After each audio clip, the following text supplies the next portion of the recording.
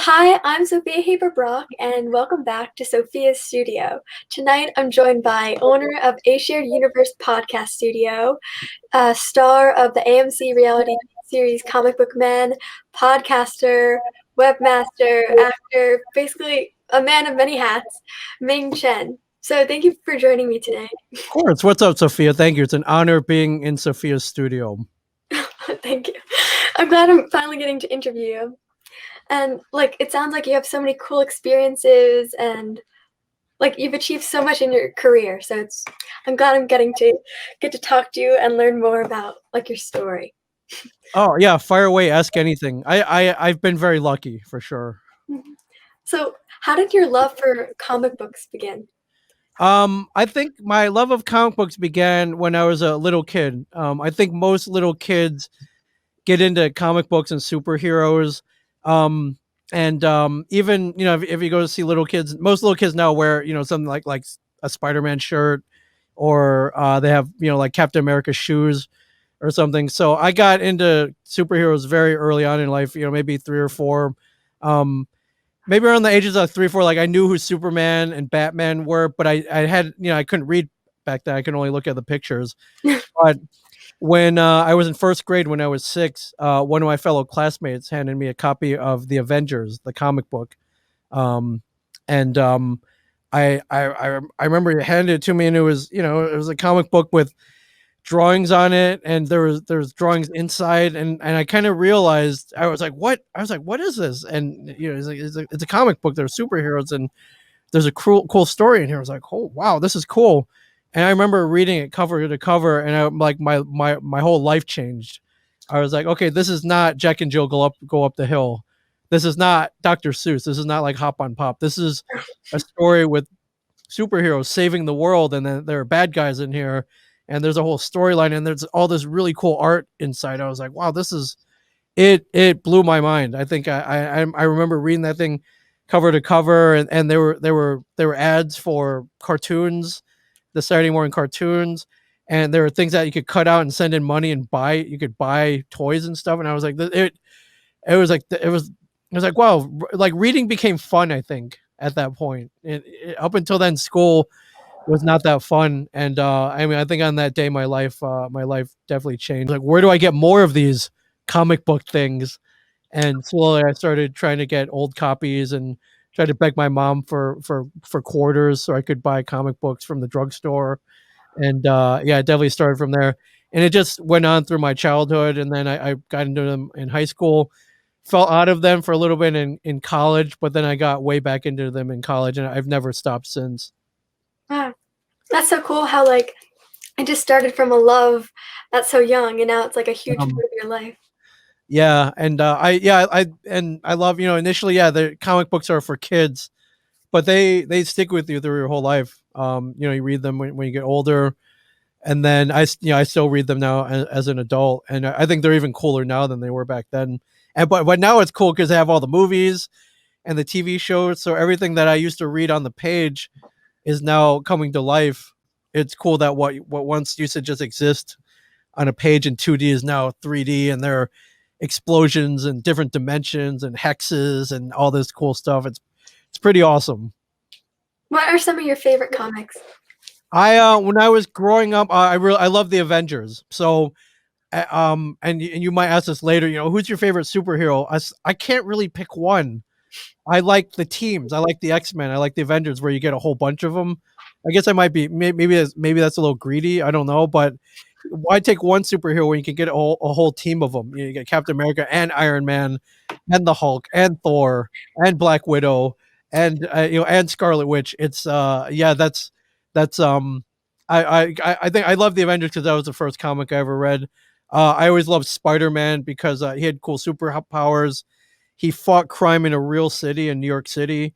But I really like that as he's fighting crime, he's always throwing out these quips. Like, he's always making fun of it, the villains, and he's being very comical. And I was like, wow, okay, you can save the world, and you can be you can be a comedian at the same time. So I always thought that was cool. I love Batman growing up. That started with the TV show, and then the comics, and then the comics got kind of darker and more adult, and the villain, like the Joker, got really kind of dark, and I liked that as I was growing up.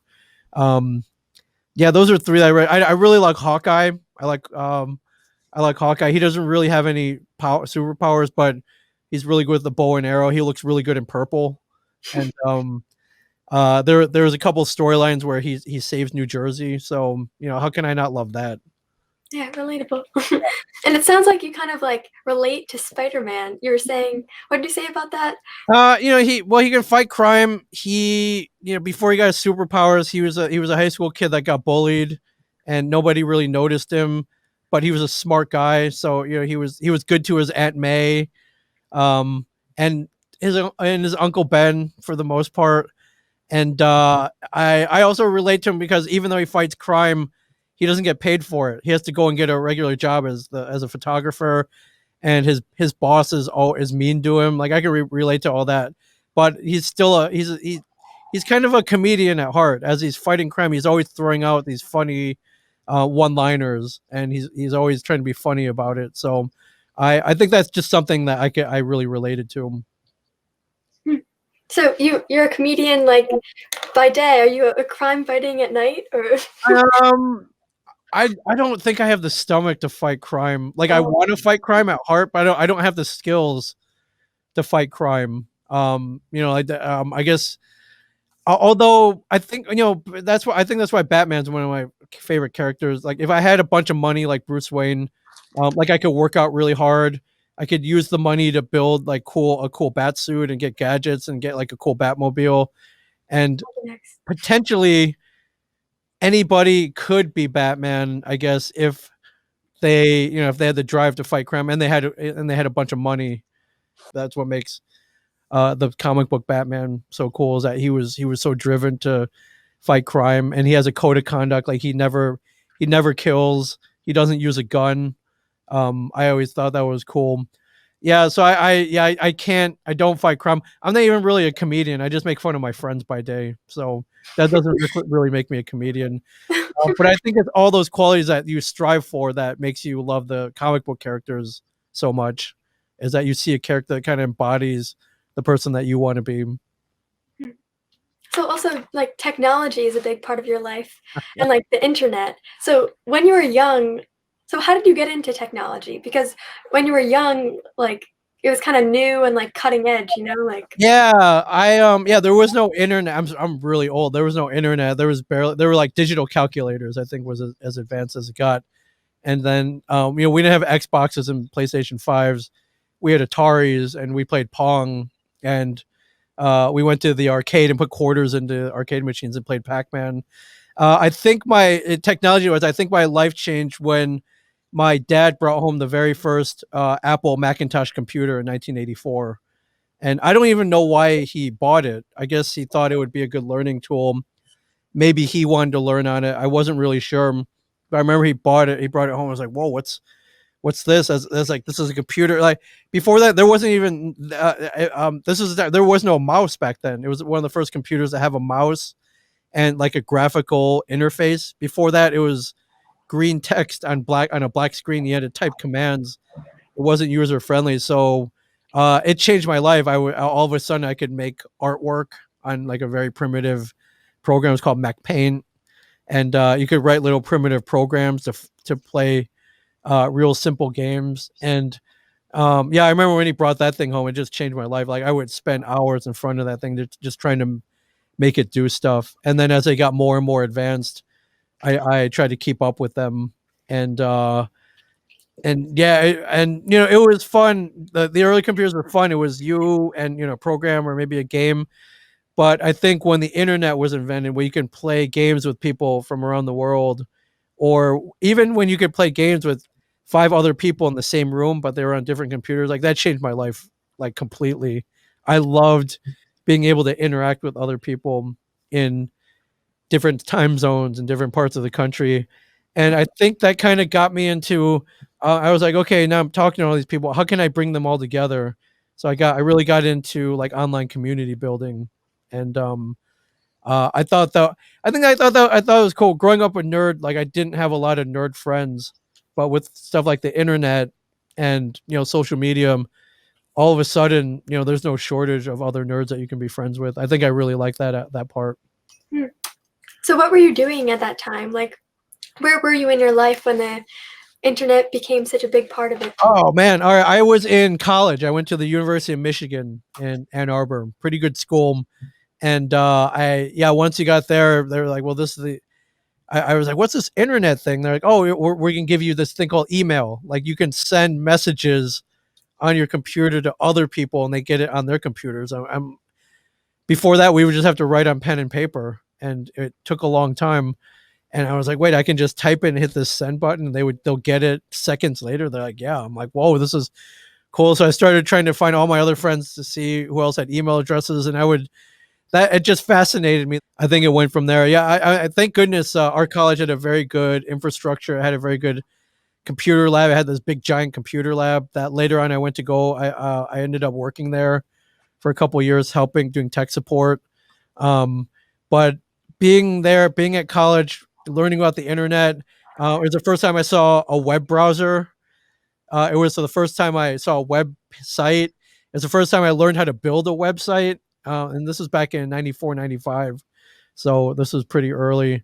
And once I learned how immediate everything was, I think it was very life changing for sure. And that I couldn't even dream doing that we could do this though. Isn't this cool? Like we can talk to each other. Yeah, crazy. You're way across town, and we can talk to each other in real time, and it gets recorded, and then we can upload, and millions of people can watch this later. I love that so much. I love that stuff like this exists. Yeah, it's crazy how much technology has evolved. Like, Um, you're saying, like, you couldn't even imagine email, and then now it's like part of our everyday lives. yeah, but the only time I saw anything like this was on like cartoons and in sci-fi, where you could talk to another person across a computer screen. So that's where I first saw it. So now I still feel quite. I still feel like I live in like Star Wars or Star Trek whenever we do stuff like this. It Yeah, reminds me of watching old sci-fi shows. yeah. My dad really likes Star Trek, so I watch it with him sometimes, and he always tells me like, "Oh, all these technology and like I don't know." It's kind Yeah, of cool. it all evolved from Star Trek. iPhones, things like that. It all started as a dream, Yeah. science fiction, and then it became reality. I think that's really cool. Hmm. So after college, what was your first like project? Like, what did you I do? So in college, that's where I got connected with Kevin Smith. I made a Clerks fan website. I was just a fan. I needed to channel my fandom into something, and I was learning how to build websites. So I was like, oh well, I'll build a Clerks website just for fun. I wanted to meet other fans of Clerk, so I was like, okay, I'll reach out to the world through the web, through websites, and see if I could find other people who have seen this movie, because I wanted someone to talk to about it. To me, it was like, imagine seeing, like a Marvel movie, or just seeing like a really good movie, and nobody else had seen it, so you can't talk to them about it. That's what it felt like. I was like, and I was like, I need to talk to somebody about this. This movie is so cool. So I built a website and I reached out to people, and that's how I met other Clerks fans. And then one day Kevin Smith saw it, and he just emailed me. He was like, "Hey man, I like what you did. Give me a call tomorrow." And he gave me his phone number, and that ended up he ended up hiring me through all that later on. Um, but I built that while in college, and then after I graduated, I went and I got a real job. I got a job where I had to wear a tie, I had to wear a button down shirt, I had to take the train. I was in Washington D.C., and I was still I got a job working on websites, which was cool because I was one of the first. I got into websites and the internet really early on, so I got hired pretty quickly. But I was working on stuff that it was kind of boring. It was for the government, and it was not super exciting. So I did that by day, but by night I would go home and I would work on stuff for Kevin. So I kind of felt like Batman, where I lived two lives. Like by day I worked the boring day job with the salary and everything, but by night I went and did stuff for Kevin Smith. Wow, So a real life superhero. yeah, I didn't wasn't really fighting crime. I was just kind of helping out a guy that I really admired. And I was kind of, I guess I was living kind of a dual life, but I liked doing it that way. And I didn't really have a lot of free time, I guess. But by night, I was doing stuff that I really loved. by day I was doing stuff that I didn't really love so much, and to have that contrast, I think made me do a better job on on everything really. But I think I really was able to pour my heart and soul into the stuff I did for Kevin because I appreciated the opportunity. Um, so that's it. That's why I tell people, like, initially when you're starting out, you might have to go get a boring day job to pay for the stuff that you're really passionate about. And it's not really such a bad thing because you gain an appreciation for the stuff that you really want to do when you're not doing the thing that you don't really want to do, I guess. So I tell everyone, it's okay. Go get a day job for a while. Especially if you need money to fund a film or a short, or to go to film school or something like that. Yeah, it's okay to go get the boring day job. You might have to wear a suit and tie. You might have to commute. You might have a boss like Peter Parker's boss who yells at you all the time. But you got to suffer a little bit before you get to the good stuff. Mm. What was that like when Kevin saw your website? Like, what? That's crazy. That like Yeah, your idol. Like, it was awesome. Like when I was building the site and I launched it, I was hoping that maybe by some miracle he would just see it. I just wanted him to see it, maybe send me an email going, "Hey, I saw what you did. This is Kevin Smith. I created the movie. Great job." That's all I wanted. And he went above and beyond that, and I was like, "Hey, can you build me more websites for my future movies, for my production company, for anything I do from now on? Can you help me with my internet presence?" And I was like, "Yeah, absolutely." But yeah, it was mind blowing. Like I knew Kevin lived in New Jersey. I knew he built Clerk. He made Clerks with a very low budget. But to me, he was a guy who got a movie onto a movie. Like he was a filmmaker. He got a movie into a real movie theater. So to me, he was like Hollywood. To me, he was as big as Spielberg or George Lucas because he had made a movie that I really loved and it put it on a big screen. So to me, he was definitely an idol and someone I looked up to. But initially when he contacted me, or even before, I just saw him as, all right, he probably lives in Hollywood now, right? He's got a big giant mansion and he's making a ton of money, and he's like in the Hollywood system. It's all glamorous. I didn't know that he stayed in New Jersey, and he wanted to keep those roots, and he still had to fight for film projects, especially after Mallrats and all his future movies.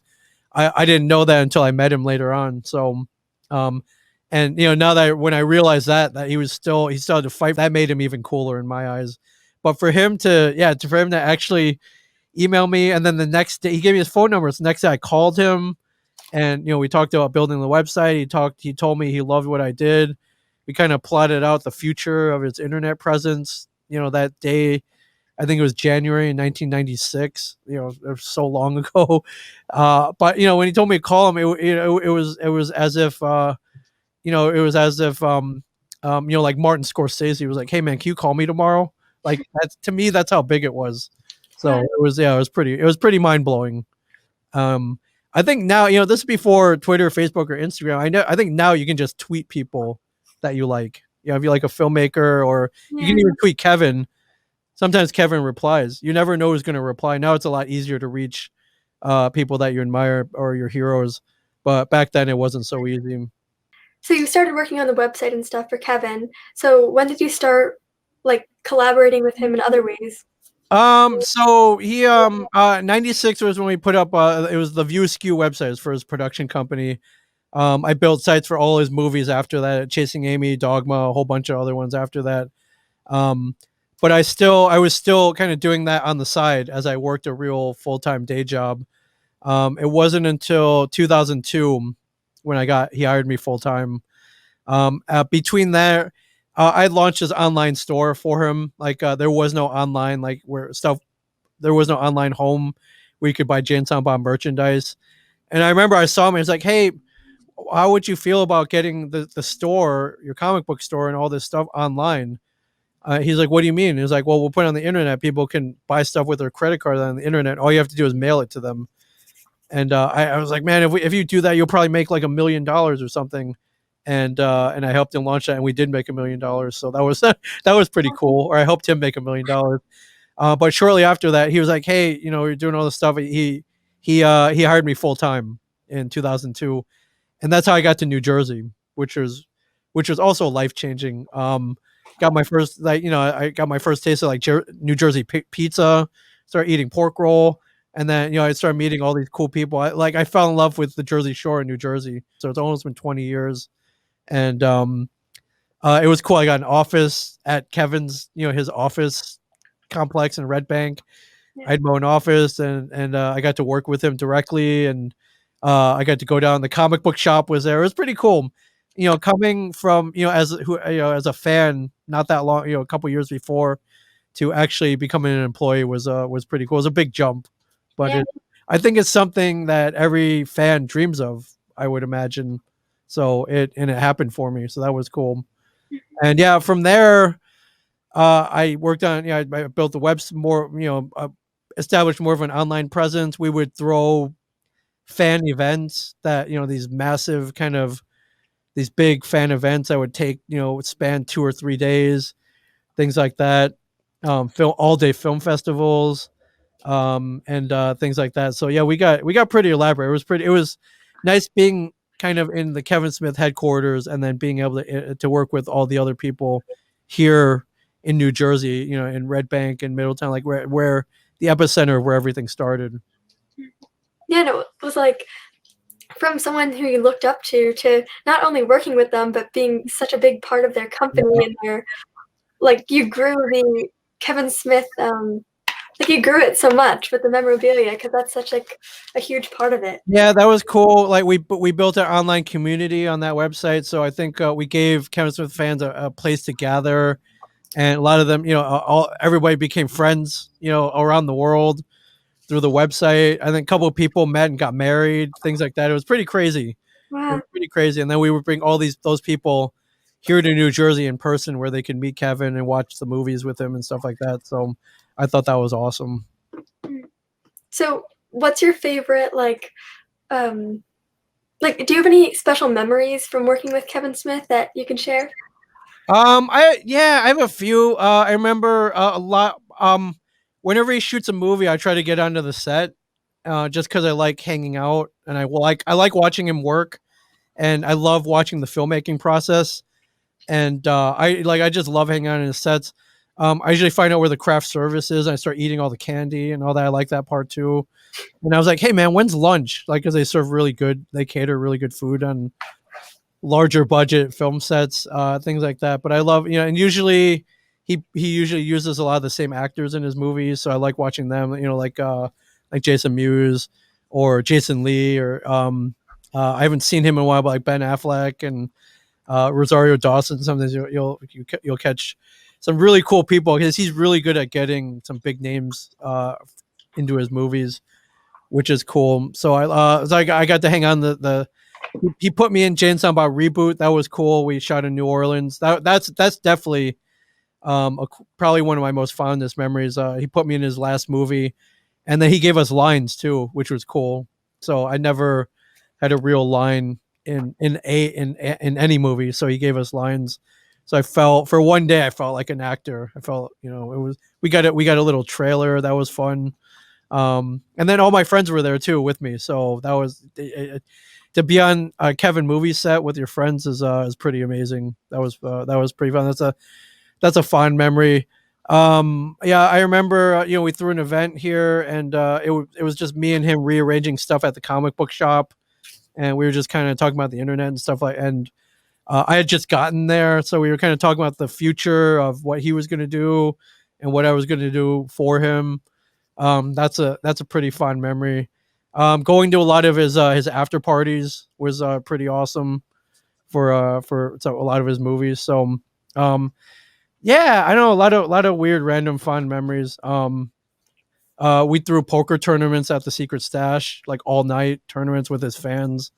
Those were good memories as well.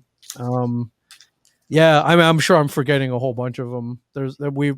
My life's been pretty crazy, but yeah, he's been it's been really fun working with him for sure.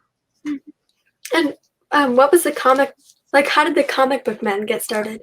And that's a really fun memory too. So, prior to the Comic Book Man TV show, I was just, I was a tech guy. I ran his website. I uploaded his podcasts.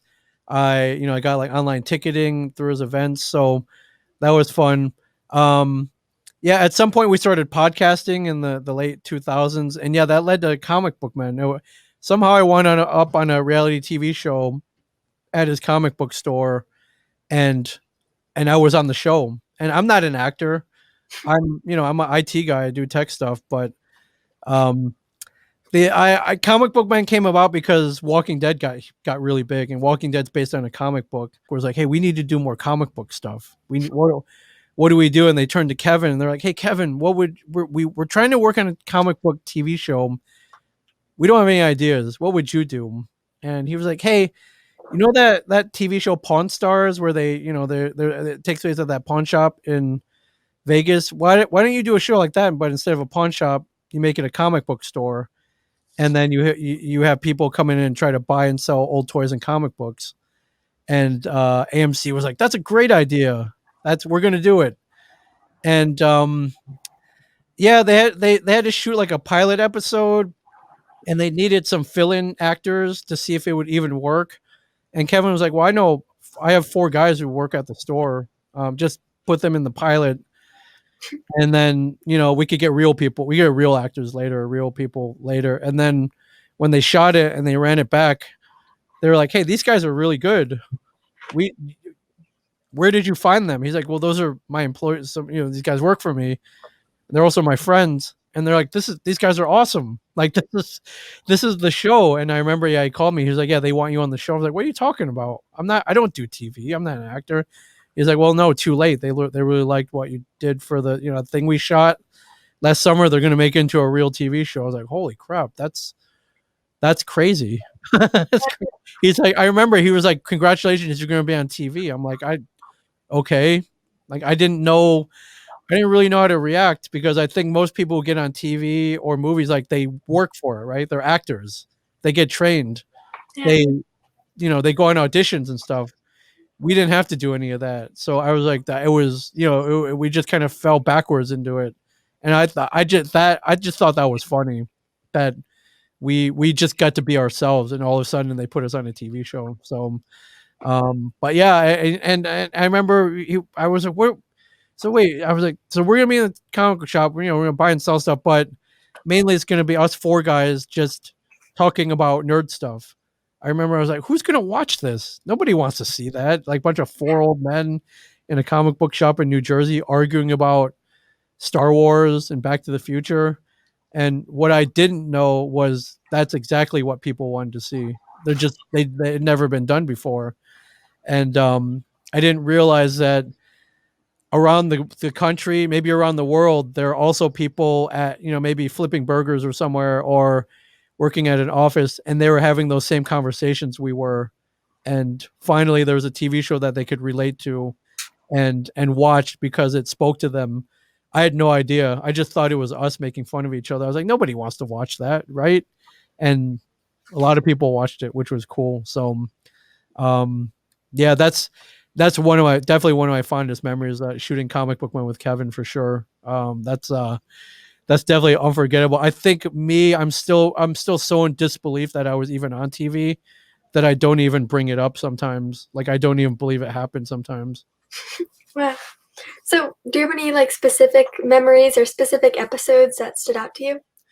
Yeah, definitely. The first and foremost, I think there's an episode Stan Lee came in twice, but the first time he came in was just awesome. It was magical.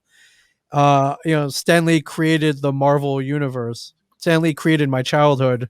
Stan Lee created my adulthood. Like, Stan Lee created a lot of the things that I know and love. And to actually meet the guy who did that and be able to talk to him, and it was cool. It was that's definitely one of my idols that I'd always wanted to meet and spend time with. And I think the fact that not only did we get to meet him, but we took photos with him, and then you see him. I'm on a TV show, on an episode where he comes in. We get to meet him. I think that's cool, because one day my grandkids will be like, "Hey, grandpa, did you really meet Stan Lee?" And I'm like, "Sit down. Let me hang on. I got something to show you. I can show them all the photos, and I can pop in the episode of the TV show, and they can see that." And so that was definitely one of the most memorable episodes. There was there was another where Ralph Macchio, Daniel San from Cobra Kai or Karate Kid, he came in and he taught. I was like, hey, can you teach me how to do the wax on, wax off? Can you teach me how to do it properly? And he did. He was like, no, you got to start with this hand first. You got to go counterclockwise. Then you do this one clockwise. He actually grabbed my arms and showed me how to do it. And as a kid growing up seeing that movie, I was like, this is crazy. This is this is insane. Um, there's another episode where Peter Mayhew, the guy who played Chewbacca, came in, and that was cool. Like if you would have told a 4-year-old Ming Chen that one day Chewbacca would come through the place that you work at and hang out with you on your TV show, I was like, okay, what the what? Hold back. Maybe one of those things will happen, but not all three of those. Like that's impossible, and it did. So, Wow, yeah, yeah, that's those amazing. are three very memorable episodes for sure. Wow. That's so cool that like those people are so iconic. You would never even dream of Yeah, meeting them. That's yeah, we got very lucky for sure, and there those are just three. I think there are 20 or 30 people, really cool people that came in that that sometimes I even have to just remember who came in. I was like, oh yeah, that's right. Um, you know, Lando Calrissian came in, or the Bionic Woman came in one day, or there's so many cool people. wow. When we started shooting, a lot of people were like, "Well, did it take a long time to get used to the cameras?" And Oh, yeah. I remember those first few days. I was like, "This is weird. Like, I don't do this. Like, I'm not an actor. Like, I don't know. I like what am am I doing this right? Am I doing this wrong? I don't know. Am I doing a good job? I had no idea." And I remember, first couple of days, I think I was being pretty self conscious about. Um, I just didn't, I was getting. Yeah, I guess people were telling me that it was good, but I had no clue. And it I think ultimately what happened was I became friends with the cameraman and just everybody in the crew. So it just felt like we were just shooting with friends. And I think within 2 days I got pretty comfortable. um I was like, am I being funny enough? I had so much self-doubt. I'm like, am I gonna get fired on the first day? I maybe they made a mistake. I remember there was so much self-doubt, but I think after 2 days it's like, okay, one, you don't need to try to be funny, just be it all boiled down to, it's reality. You're supposed to be yourself. You don't need to try to be funny, just be yourself and the funny will come out. Or at the very least, they'll fix it in editing. They'll just edit it together to make it funny. The And magic so of it's a little editing. combination of both. But um, I remember those first few days were like, man, I don't know, like, what if I get fired? Like, what if they, what if they made a mistake? What if I'm not who they thought they were? Who they thought I was? I don't know. It was all silly. It was all really silly doubt, but and it definitely worked out. But I remember that. A lot of the storylines I remember there. Every year before we shot the season, they're like, send us a list of stuff you want to do this year. Like, maybe it'll happen. We can't make it all happen because a lot of your ideas are far fetched. But come up with some ideas and we'll throw them around. That was good. And I was like, hey, where's my executive producer credit? And I didn't get one, but come on, yeah, things like that. But yeah, ultimately, I just love that, I got to spend hours with my friends just joking around, and then they put it on TV. I thought that was pretty cool. And then even when the show came out, I was like, is anybody gonna, well, that people started watching, but I was like, do people really like this? Like, do they like it? And then I would meet people at Comic Cons going, hey, I really like the show. I was like, oh yeah, like what part? And they would be very specific about the parts that they liked. And I was like, wow, they didn't just watch once, they watched multiple times. They talked to their friends about it. I thought that was really cool. Yeah. And how did your name on social media and stuff grow? It was cool. I think shortly after the show, I was able to get verified, which is cool. Get the little blue check mark, Yeah. which isn't the biggest deal, but it is kind of a big deal, I guess. Especially sometimes I'll reach out to my favorite companies, like, or I'll post a photo with a product, and they're like, "Hey, we'll send you more." I'm like, "Ooh, really?" It's like, "Ooh, this, yeah, that's pretty cool." Um, But yeah, I think I mean I can't remember how my follower. I think it went up a lot. You know, it was gradual. But I try to post good stuff too, just so the people who do happen to pay some kind of attention to me get their money's worth, I guess. Um, but yeah, it grew. Like it's not like huge or anything, but I haven't hit like a million or anything. But I uh I like sharing my life with people for sure. If I do something cool, I like to post about it. A lot of people are like, "Oh, what are you just bragging?" I'm like, "Yeah, I'm bragging because this is cool. I got to, I got to be on a Kevin Smith movie. That's cool. Why wouldn't I post about that?" So, Yeah, and people want to know about it. It's so cool. but I post a lot of food too. I like to eat, so I post a lot of food pictures for sure. Um, yeah, that's fun. And then when the episodes aired, like I would do live tweeting. I would live tweet along with people watching. That was fun, interacting with people. Um, and I like going live. I love doing live streaming, like live Q&As. Yeah, because I can, because the technology exists. Why wouldn't I? If I have an extra half hour or so, why wouldn't I go on like Instagram Live or Facebook Live, or sometimes I'll hook up both. I'll get both going at the same time, and I'll be going back and forth answering questions. Because I like talking to people. I love hearing their stories. I love and especially now, 2020, 2021, when we couldn't go anywhere, that kept me sane. Doing things like this and live streaming and being able to interact with people outside of my house while still being safe. I think that was huge in just my mental sanity. And plus we rolled it into the podcast studio that we run here now. We taught other people how to do this and help them create content as well. I'm pretty proud of that. Yeah, how did you begin a shared universe? How did that come to be? So if you watch Comic Book Men, in between the scenes of us buying and selling stuff, they cut to the five of us sitting around a poker table talking into microphones. And this show aired in 2012. So podcasting was kind of big, but not as big as it was now. But it showed us podcasting. We were podcasting about what just happened in the scene before. And that was Kevin's idea. He was like, "Hey, let's switch it up. Let's put these like kind of, between the scenes. Let's do it at a podcast table. Let's tell people that we're podcasting about it." And we were like, "That's awesome. That's cool." Cause that's what we did in real life. So we podcast around a poker table. But I remember a lot of people saw that and was like, "What are they doing? They're talking into microphones." Like, but it doesn't look like they're on the radio. I'm like, yeah, we're doing that we're podcasting.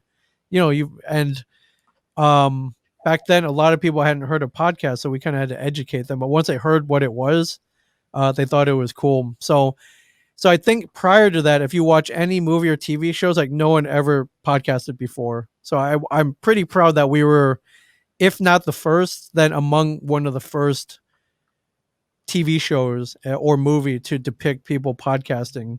But and it was something we were really doing while we were shooting. We've been doing it since 2010, and it just hit a point where a lot of people were asking us like, "Hey, we listen to your podcast. We love your podcast. How do we make one?" I was like, "Oh, well, I can tell you what I did, but we only have 10 minutes. I can teach you in 10 minutes, I guess. You're not going to learn everything, and that's a lot to take in 10 minutes." We had always dreamed of opening up like a classroom or a school or a studio where we could really teach people how to podcast. And then we were like, "Hey, if we teach people how to podcast and we have the studio, maybe they'll come back every week and record their episodes, and then we could rent the studio out to them." And so that became kind of the genesis of a shared universe. And that was one of the things, and it really birthed from us having so much fun doing this live streaming podcasting. It was like, can we teach other people how to do this, and then they can have this much fun? And so that's what we did. So we bought microphones, we bought mixing boards, we bought computers, we found some cheap office space in Eatontown, which you've been to, and we opened up. We put all of our pop culture memorabilia up on the wall, and we opened the doors and we set up a website and we welcome people in, and so that's what we do. We teach about a podcast. We rent the studio out to other podcasters so they can record their shows every week. We rent gear. We do all kinds of stuff here. We help people live stream. Basically, we're just encouraging the art of podcasting. Our crazy little idea is working out for sure. Yeah. So you have one location in Eatontown. Did you open up another one? Yeah, we opened up another one over at Bellworks in Hometown. Bellworks is this big giant 2 million square foot building that used to be AT&T Bell Labs, and they invented like cell phone technology there and a lot of telecommunication stuff. And they've turned it now into office space and retail. And there's really good pizza there, and there's coffee, and there's an escape room, and now there's podcasting because we opened a podcast studio there. And yeah, it's the building is it's very progressive. It's very tech first, and I feel we fit in very well there. So I really feel at home there. But I like having the two studios so we can teach even more people how to podcast. Mhm. Yeah, I've been there. It's both locations are really cool. Yeah, thank you. So do you have any like special memories of doing podcasts like for Shared Universe? Yeah, Kevin's been here, so that was cool. The day he called me up, he was like, "Hey, can I use the studio tomorrow?" And I'm like, "Sure. How long do you need?" He's like, like maybe 4 hours. I'm like, "It's all yours. It's all yours. You can podcast as long as you want." It was pretty cool having him in and recording him. That was pretty cool. I just I mean, I think most of my memories are just people coming in for the first time and they're nervous and they're like, "Oh man, I've never done this before." And then we teach them how to do this, and by the time they walk out, they're like, "Oh, that was awesome. Can we come back next week? Can we keep coming back?" And then I see them even a year later, 2 years later, they're still going. 3 years later, they're still going. um that's definitely very fun. The Hang On to Your Shorts Film Festival last year, because they couldn't do it in person, we did it all online, and we had like four computers going at the same time, and we had hard drives full of shorts, and we just ran that thing for. We had three different live streams going, running almost 8 hours worth of films and shorts, and we live streamed the awards ceremony. Pulling that off was a lot of fun. That's definitely a great memory. I was like, wow, we're programming an entire film festival, a whole what usually took over the whole weekend in Asbury. We're doing this all in one day. I was like, can we pull this off? And I was like, I think we can. I think we can do this. I think we have that. The technology exists, and we pulled it off. That was definitely a really cool memory. So And then having you guys in, I remember you guys, the whole class came in, yeah. and we podcasted and we ate pizza, and it was just a fun time. And I was like, this is really cool. Yeah, the field trips, those were so much fun. I miss that. Yeah.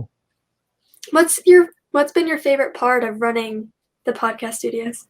I love that we've been able to help so many podcasts either launch, or a lot of them had started. They tried to start it by themselves, and then they either got frustrated, or they just stopped for one reason or another, and we were able to inspire them to come in here and get their shows going again, and now their shows are even better than they were before. um I love that. I love seeing people having fun and recording their shows. And I love, even though I'm not in the room, sometimes I'll just peek my head in the other room, like, okay, you guys are doing good. Okay, great. I love hearing, you hear a lot of laughter, just a lot of friendly arguments, a lot of geek debates, things like that. That really makes me happy. That I was like, wow, that crazy idea we had is coming true. That that the fun that we had, we kind of passed it on to other people. I was like, hey, you should do this. You should try this. You should start a podcast. You should have as much fun as we do. And it comes true. I love that. I think that's cool. Wow. Do you have any advice for like this is students are going to be watching this, like Yeah. most people and students. So do you have any advice for students? Yeah, I think if you're a filmmaker, or you just even if you love whatever you love, if you love wrestling, you love video games, you love music, you should start a podcast about it. Grab another friend who is as into music or wrestling or sports or whatever. Grab a co-host and just start. You don't need a bunch of fancy equipment. You can do like we're doing. You could record on StreamYard like we're doing right now. You can go out and buy a couple microphones and a recorder for, like under $100. You could record your first episode on your Memos app on your phone even, and just start. it's not hard and it's so much fun. And you can bring other friends on as guests every so often. But I mean, the really the sky's the limit. I think everybody should be doing this. If you're a filmmaker, you could start a podcast or promote your film and talk to your cast members and crew.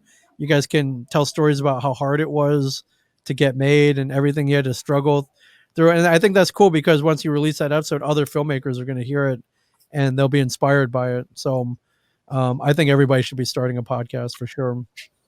And yeah, it really isn't that hard. And if you ever have questions, you can contact me. My email's at ashareduniverse.com. It's on the website.